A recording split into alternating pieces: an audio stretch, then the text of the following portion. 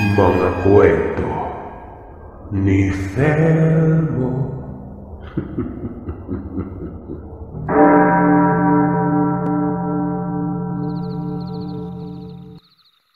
Matapos nga ang pangyayaring yon, ay matagal na panahong muling nanahimik ang baryong kinatitirahan namin.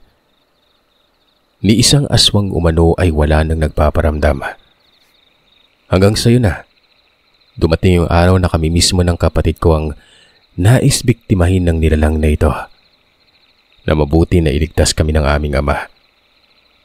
Muli ay pinaalalahanan kami ng aking ina. Lalo na't ngayong hindi na pala haka-haka ang mga naririnig namin noon.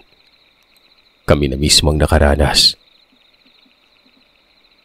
Nang araw na yon ay doon ko din nalaman na ilan pala sa mga kababaryo namin, Sir Seth. Sa maniwala man kayo o sa hindi, may lahi umanong aswang. Hindi nga lang matukoy ng mga magulang ko kung sino-sino ang mga ito. Pero kapanahunan pa umano ni Lolo, may mga ganun na umano sa lugar namin. Ayon pa sa aking ama, magagaling ng mga itong magbalat kayo at makihalubilo. Maliban sa hindi kami ginagalaw o hindi kami dapat ginagalaw doon, hindi mo talaga paghihinalaan ng ibang normal na taong nakatira sa baryo namin. Pero doon ko lang napagtanto, Sir Seth, na simulat sa pool, lahat ng mga binibili naming pagkain, gamit o pamamalengke, sa kabilang baryo pa namin binibili yon. Ni minsan ay wala kaming binibili sa mismong lugar namin. Wala din naman kasing tindahan. Dahil sa naranasan naming pangaswang, pinag-ingat na kaming mabuti ng mga magulang namin. Lalong-lalo na sa mga kababaryo. Hindi kasi umano nila inakalang mangyayari sa amin ng ganon. Kaya nilihim nila ito at pinalabas din sa amin na hindi totoo ang kwento tungkol sa lugar namin. Ilang araw makalipas nun, Sir Seth. Hindi lang kami ang binabalik-balikan ng nilalang. Halos araw-araw ay may nababalitaan kaming mga alagang hayop na nagkakandamatayan. Maging ang mga alagang aso, pusa at ibon ay hindi pinapalampas na mga nilalang. Para bang tagutom para sa kanila mga panahon na yon. Hanggang sa ilang araw ang nakalipas, nabalitaan naming may natagpo ang bangkay sa bukana ng baryo. Dali-dali kaming nakiosyoso noon para kumpirmahin kung totoo ba ang balitang umabot sa amin. Malayo pa lamang, nakikita na namin ang ibang mga kababaryo naming nagkukumpulan at nagkakagulo. Sumisigaw pang iba doon habang nakatingin sa mga bangkay nang tuluyan na kaming makalapit.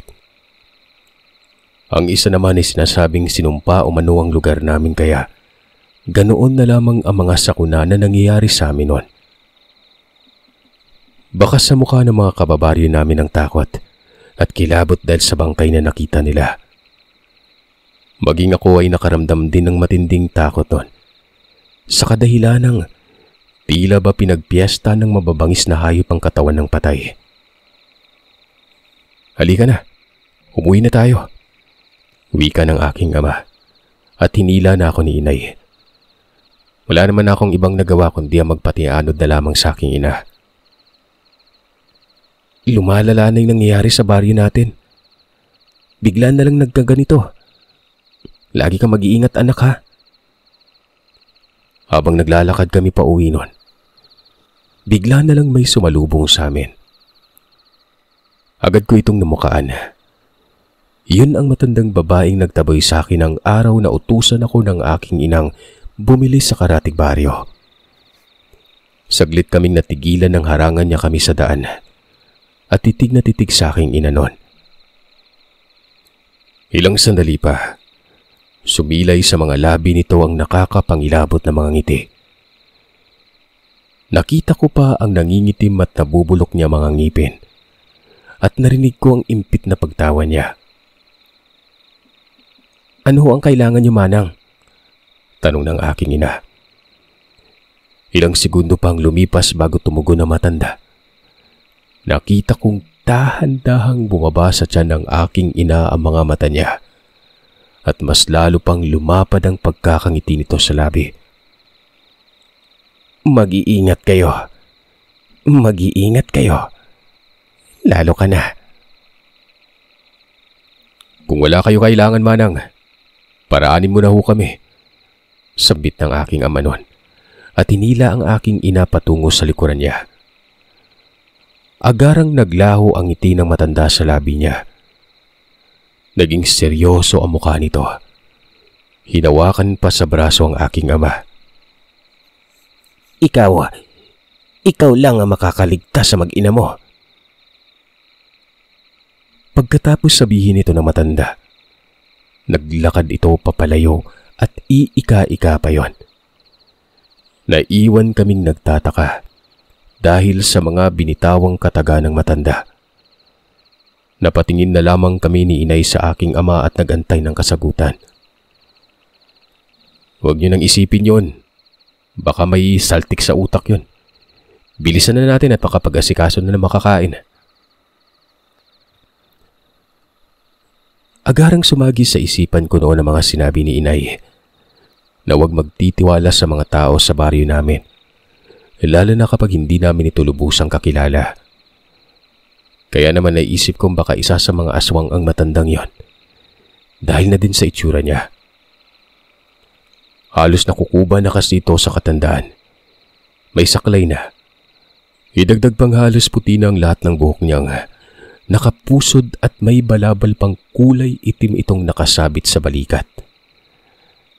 Sa tingin ko nga ay nasa edad 80 mahigit na ang matanda at katakatakang paano ito napadpad sa baryo namin gayong sa kabilang nayon ko ito unang nakita. Hanggang sa nakarating kami ng mga magulang ko sa bahay namin.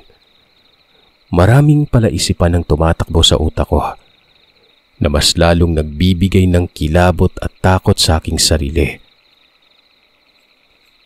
Habang nag-uusap ang mga magulang ko sa pagkainan, nagtulungan naman kami ni Mara para maghain na makakain. Nang nilapag ko na sa harap nila ang naluto kong ulam, dagling napatayo ang aking ina. Mabilis na tumakbo patungo sa lababo. Doon ay naduwal ito at agarang nagreklamo patungkol sa amoy ng niluto ko noon. Sobrang baho umano. Takang-taka kami noon. Yun naman parati ang ulam namin na hinahain ko kapag ako ang nagluluto. Paborito pa nga niya yun eh. Nagkatinginan na lamang kaming lahat ng may pagtataka sa itsura. Sabi pa ni nanay, magluto umano ako ng iba noon. Ayaw niya umano ng niluto ko. Bilisan ko umano gawa ng nagugutom na siya. Wala na nga akong ibang nagawa kundi sundin siya at nagluto ako ng ibang ulam. Matapos naming kumain ay nagpaalam ang mga magulang kong may pupuntahan lamang sila at binilinan kaming wag aalis ng bahay. Papalubog na ang araw. Hindi pa rin sila nakakabalik. Inabangan ko na sila sa balkonahin ng bahay. Malapit na ring dumilim ang paligid noon. Ate, wala pa ba sila inay? Tanong ng isa kong kapatid. Wala pa. Pumasok ka na sa loob at isara niyo na yung mga bintana at pintuan. Anong oras kayo makakauwi sila inay? Baka dumating na naman yung mga abwak eh. Natatakot na ako ate. Ano ba kayo? Huwag kayo mag-isip ng ganyan at pauwi na ang mga yon. Sige na, sundin niyo na lang yung utos ko. Habang inaabangan ko sa balkonahe ang mga magulang ko, muli kong nakita ang matandang nakasalubong namin ng umaga lang. Papalapit ito sa tarangkahan ng bahay namin. Sinesenyasan akong lumapit sa kanya. Sa hindi malamang dahilan, lumapit naman ako sa matandang babae. Tinanong ko siya kung anong kailangan niya nun. Nandyan ba yung nanay mo? Marahan naman akong umiling bilang tugon. Ito, ilagay mo ito sa bulsa ng iyong ina nang hindi niya nalalaman. Makakatulong ito sa inyo. May iniabot ito sa akin na sa tingin ko Barya na gawa sa tanso. Nagdadalawang isip pa ako kung tatanggapin ko yon. Pero siya na rin mismo ang naglagay ng barya sa kamay ko. Kahit anong mangyari ay huwag kayong magpapapasok ng kahit sino sa loob ng bahay nyo. Tandaan mo ang mga sinabi ko.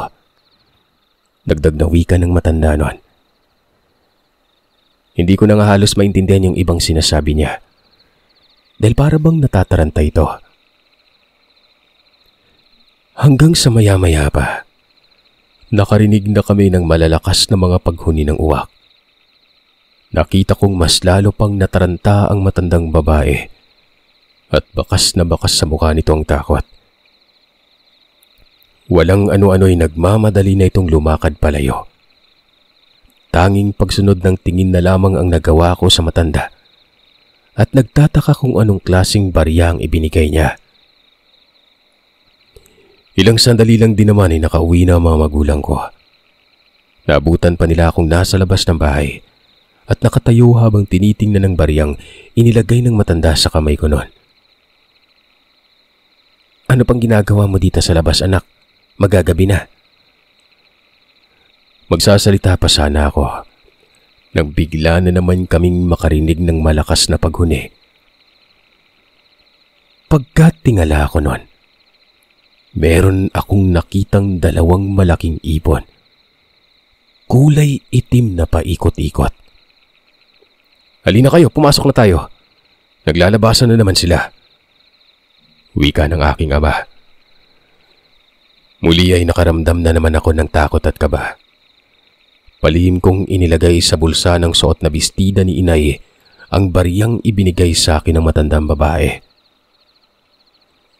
Pagkapasok namin sa loob ng bahay, inutusan kaagad kami ni itay na ihanda ang mga kagamitan namin na ipinagtaka ko naman. Aalis ba tayo, tay? Tanong ni Mara. Iiwan na natin tong bahay natin? Nakita kong nagkatinginan pa mga magulang namin na para bang inaantay kung sino ang sasagot sa mga tanong. Kailangan na nating umalis dito, anak. Nagdadalang tao yung nanay nyo. Hindi na tayo ligtas dito. Buntis ka, nay.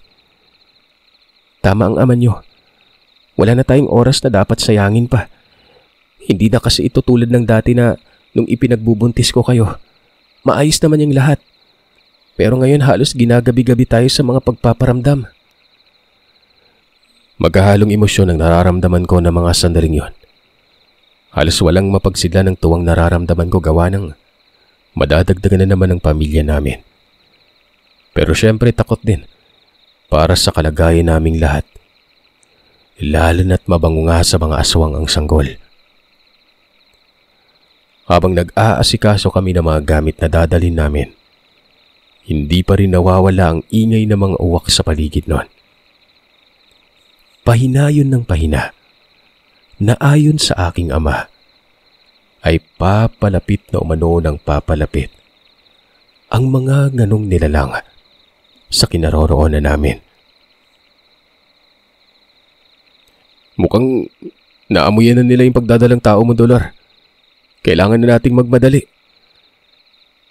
Pero paano tayo makakaalis dito kung paparating na sila? Tanong ng aking ina.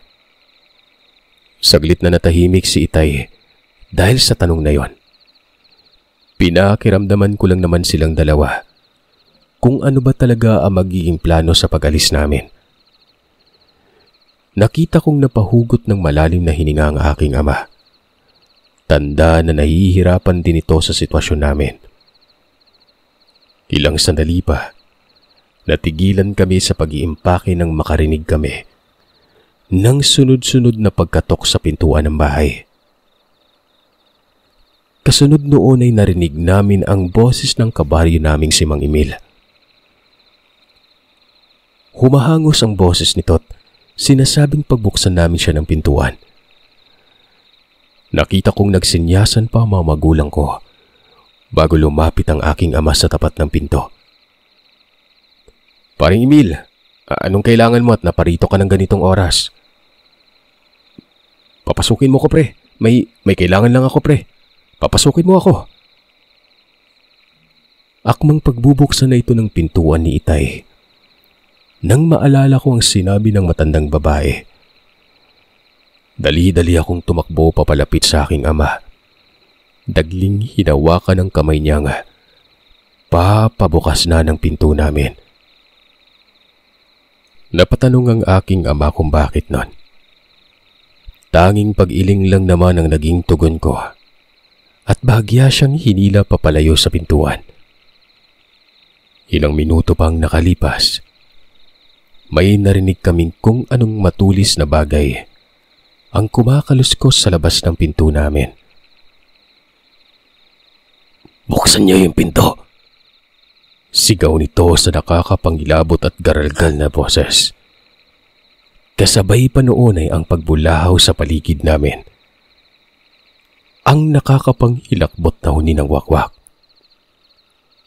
Sa takot namin ay dali-daling napatakbo sa kusina ang aking ama. Mabilis nitong kinuha ang mga itak at bolo namin doon. Habang ako naman ay bumalik sa kinaroroonan ng aking ina't mga kapatid. Nagyayakapan na ang mga ito dahil sa takot at kabang nararamdaman. Hindi ko na rin alam kung ano ang gagawin ko ng mga sandaling ito. Kaya naman napayakap na lamang din ako sa kanila. Pagkabalik ni Itay mula sa kusina, bitbit na niya ang itak namin at isa-isa niya kaming binigyan. Nang sa ganon umano ay may panlaban kami sa kung sino mang nasa labas.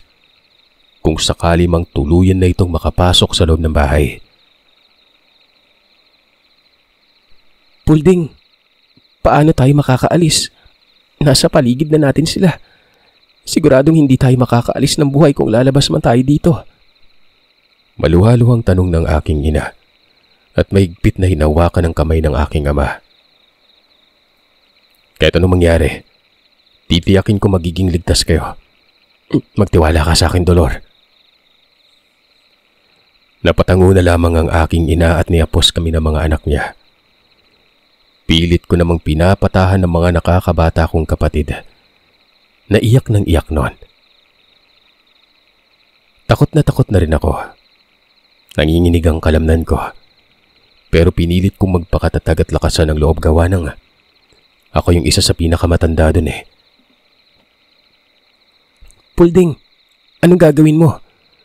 tanong ni nanay nang makita niyang naglakad patungo sa pinto ng bahay namin ang aking ama.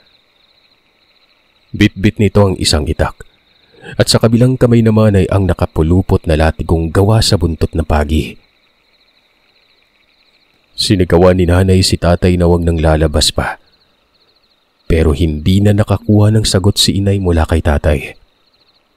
Nagmadali pang maglakad si Itay at nang makarating ito sa tapat ng pintuan, walang ano-anong binuksan niya yon at tuluyan na nga itong lumabas.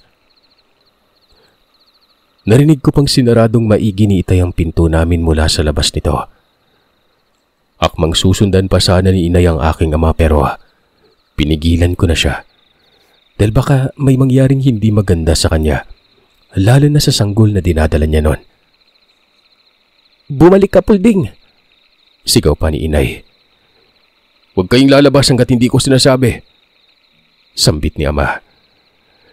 Mas lalo pang nag-iyakan ng mga kapatid ko sa ginawang paglabas ni Itay ng bahay.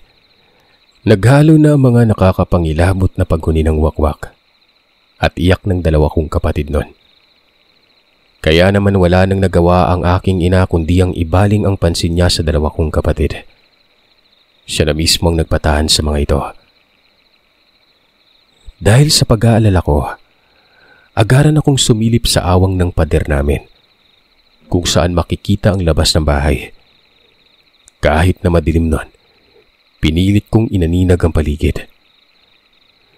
Nang masanay na sa dilim ang mga mata ko, halos mawindang ako sa nakita. May mga malalaking ibong uwak sa bakuran namin, Sir Seth.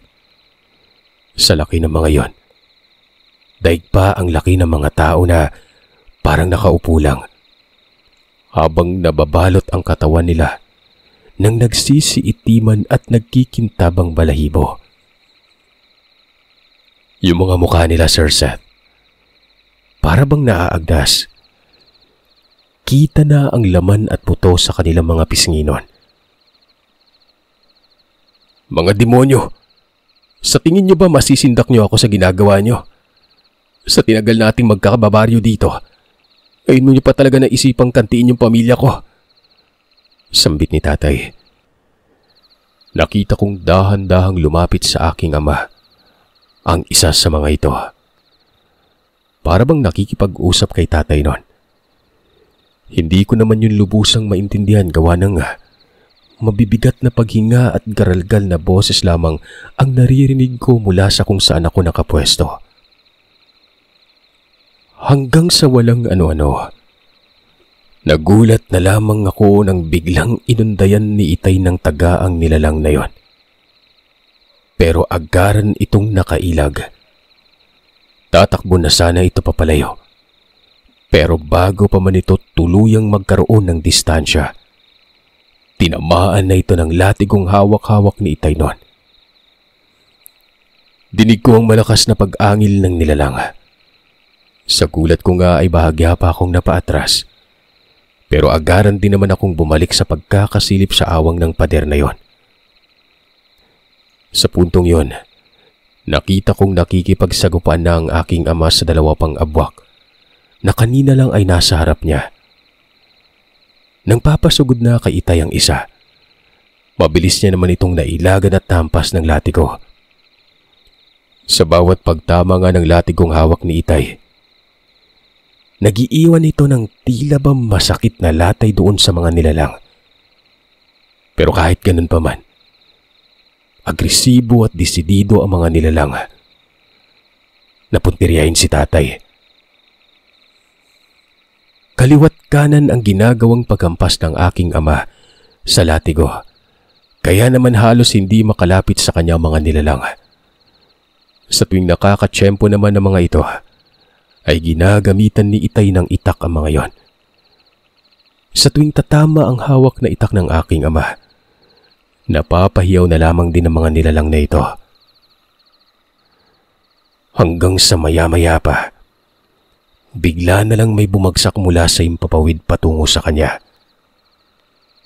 Nabagsakan si tatay ng kung anong bagay. Tumalsik si tatay noon. Nabitawan niyang itak at latigong panlaban niya. Doon, nakita ko kung paano dinumog si Itay. Pinagtutulungan ito. Pilit namang nagpupumiglas ang aking ama sa ginagawang pagdumog ng mga nilalang sa kanya. Napapangiwi na lamang ako, sir. Alam kong sugatan si tatay ng mga panahon na ito. Sa kakasilip ko, hindi ko na malayang lumabas na pala ng bahay si nanay. Nalaman ko na lamang yon nang makita kong may nagsaboy ng asin sa nilalang na dumudumog sa aking ama. Dahilan para bigla itong umatras na tila bang nasasaktan at hapding-hapdi sa asin na yon. Nang mabitawan ng mga nilalang ang aking ama, dali-dali itong gumapang papalayo sa mga nilalang bago ito nakatayo. Sumisigaw ang matapang kong nanay. Sa labis naman na pag-aalala ko, dali-dali na rin akong lumabas noon para sundan ng aking mga magulang. Pero bago pa man ako tuluyang makalapit sa kanila, may bigla na lang sumalubong sa akin. Sa bilis ng pangyayari ay hindi ako agad nakaiwas. Ramdam na ramdam ko yung pagbangga nito na agad kong ikinabuwal sa kinaroroonan ko. Nang tingnan ko yon, yun ang matandang babaeng nagbigay ng babala sa akin. Dali-dali naman niya akong tinulungang tumayo at hinila pabalik sa loob ng bahay. Malakas na isinara niya ang pintuan namin na mas lalong nagbigay ng kaba at takot sa akin noon. "Huwag kang lalabas. Wala kang laban sa mga yan," sambit niya. "Paano po yung nanay at tatay ko? Kailangan po nila ng tulong." Napahinto na lamang ako nang maramdaman ko ang mahigpit na paghawak niya sa kamay ko. Narinig ko na rin ang iyakan ng dalawa kong kapatid noon. Nanganapin ko sa tingin ng mga ito. Nasa sulok sila, takot na takot at nagsusumiksik. Isipin mo yung mga kapatid mo. Napabuntong hininga na lamang ako at napahawak sa ulo. Nang lapitan ko ang mga kapatid ko para uluhin, narinig ko naman ang boses ng aking mga magulang na sumisigaw noon. Mura ng mura si tatay habang sinasabihan ng aking ina na pumasok na sa loob ng bahay. Maya-maya pa, muli na naman akong nakarinig ng pag-angil. Noong mga panahon na yun, Sir Seth, takot na takot ako gawa ng ayoko pa na maging ulila kami ng mga kapatid ko dahil hindi pa namin kaya na mamuhay na kami lang. Pinakiusapan ko ang matandang babae na tulungan ng mga magulang ko sa kung anumang nangyayari sa labas noon. Alam niyo, Sir Seth, pagkatapos kong sabihin yon, bigla na lang naging tuwid ang tindig ng matandang babae. Malayong malayo sa unang pagkakakita ko sa kanya, nakukuba-kuba na. Basta't sundin mo ang mga sasabihin ko sa iyo. Huwag na huwag kayong lalabas ng bahay hanggat wala ang mga magulang niyo. May inaabot ito sa aming barya na gawa pa rin sa tanso. Ibulsa niyo yung mga yan at huwag na huwag niyong wawalain. Sunod-sunod na pagtangulang naman ang ginawa ko dahil nawawalan na ako ng lakas para magsalita pa. Sinunod ko na nga rin ang sinabi nito. Ako na mismo ang naglagay ng barya sa mga bulsa ng dalawa kong kapatid noon. Ilang sandali lang ay lumabas na ng bahay ang matandang babae. Dali-dali naman akong sumilip ulit sa awang ng pader namin. At doon ay nakita kong abala pa rin sa pakikipagbuno ang mga magulang ko. Ang tatay ko, grabe ang pagkaharang sa aking ina. Maprotektahan lamang ang nanay ko at ang bata noon. Lumabas sa matanda, Sir Seth. Gulat na gulat ako noon. Sa maniwala man kayo o sa hindi, ang kaninang matanda, bigla na lamang itong tuwid na gumapang sa lupa at sa isang kurap ng mga mata ko, para bang naging isa itong malaki at nakakatakot na bayawak. Sa tanang buhay ko ay yun pa lang ang unang pagkakataong nakakita ko ng ganong klase. Pero imbis na matakot, namangha ako. Lalo na nang ito na mismo ang nakipagharap sa mga nilalang na sa tingin ko'y kauri niya. Humarang ito sa mga magulang ko. Hindi ko na nakita pa kung paano kalabanin ng matanda ang kalahi niya. Dahil matapos niyang humarang doon, saka tumakbo ang mga magulang ko papasok ng bahay. Nagmamadaling binitbit ng mga ito ang kagamitan. Sa bilis ng pangyayari, namalayan ko na lamang na binabagtas na namin ng madilim na daan sa likuran ng bahay, patungo sa karatig baryo. Nang lingunin ko ang pinanggagalingan namin, patuloy pa rin ang ingay at alulong sa lugar na yon. Sinunod namin ang bawat sasabihin sa amin ng mga magulang namin. Lakad takbo nga ang ginawa namin, makalayo lamang sa baryong kinatitirahan namin noon. Magkakahawak kamay naming sinuong madilim na daan, habang ang bunso naming kapatid na Samael, pasan-pasan ng aming ama. Grabe ang dasal ko noon, na sana'y makalabas kami ng buhay sa baryong kinagisnan ko. Hindi ko na alam kung gaano kahaba at katagal ang nilakad namin ng mga sandaling ito. Basta, naaalala ko ay inabot na kami ng unang pagtilaok ng manok sa umaga, bago kami nakakita ng mga kabayan. Hindi ko na din alam kung pang ilang baryo na ang layo nun mula sa amin. Hapong-hapo at pagod na pagod kami. Mabuti na lang at ang unang bahay na natuluyan namin, tinanggap kami nun. Pinapanhik kami ng isang dalagita. Pinaghandaan na makakain. Matapos ay tiniyak nitong ligtas na kami sa kanilang baryo at pwede na kaming magpahinga. Dala ng pagod noon, nakatulog ako. Nagising na lang ako na marinig ko ang boses na nag-uusap.